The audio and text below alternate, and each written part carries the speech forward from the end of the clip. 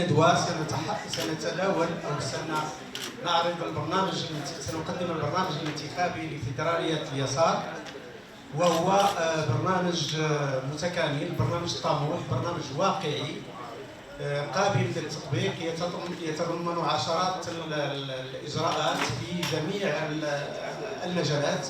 C'est un programme ambitieux, intégré, bien sûr qui concerne plusieurs domaines. Il a plusieurs axes. Il y a l'axe de réforme politique et institutionnelle. C'est très intéressant pour nous.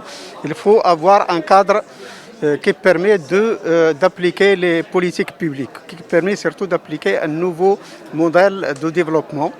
Il y a aussi le volet ou l'axe économique. C'est le plus intéressant, bien sûr, pour nous. Nous militons pour une économie intégrée, une économie développée, une économie qui permet de créer suffisamment d'emplois pour les jeunes en chômage et qui permet d'augmenter et d'accroître le niveau de développement et surtout de réaliser un taux de croissance élevé.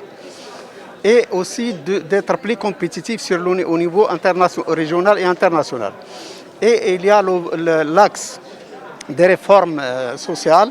C'est un axe, bien sûr, qui permet de combler le déficit, le grand déficit, sur le plan de l'enseignement public, sur le plan de la santé publique, sur le plan de création d'emplois, sur le plan aussi de l'habitat convenable, sur le plan du transport public, donc dans tous les domaines sociaux. Il y a aussi l'axe culturel, donc parce que pour nous la culture constitue un instrument de développement et aussi un instrument essentiel pour créer le citoyen conscient, capable de défendre ses droits mais aussi d'appliquer ses obligations. Et il y a ici l'axe bien sûr environnemental et l'axe numérique. Pour l'axe gouvernemental, nous militons pour bien sûr une économie verte, c'est-à-dire un développement intégré, un développement durable. Et sur le plan numérique, nous militons pour combler donc le déficit que nous, avec les autres pays développés et surtout les pays émergents.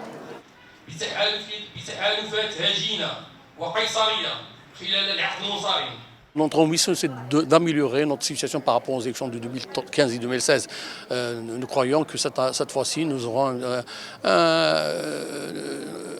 la possibilité d'avoir une forte opposition au Parlement marocain. Malheureusement, la vraie opposition au Parlement elle est très très faible.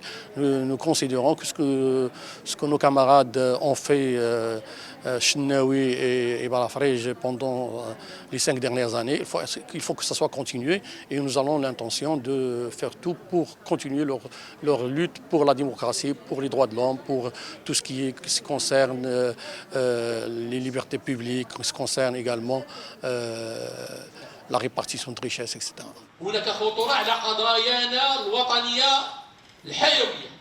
Moi, Dr Chennaoui et Omar Balafrej, nous étions percutants lors de nos interventions.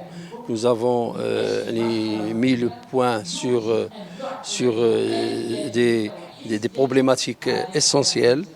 Nous avons insisté beaucoup pour que l'État assume ses responsabilités concernant la dimension sociale et surtout concernant la santé et l'enseignement. Et l'enseignement, tout le monde se rappelle le fait que nous étions les deux voix pour l'augmentation des budgets de la santé et de l'enseignement. Et tout le monde était contre. Juste après, ou plutôt au cours de la pandémie Covid-19, tout le monde revient à dire pour dire que, bien sûr, c'est vrai, il faut augmenter les budgets de ces deux secteurs sociaux.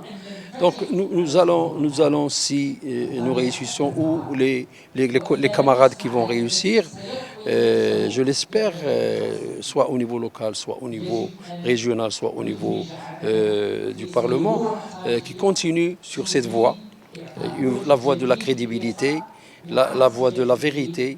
Et nous espérons être à la hauteur de nos citoyens.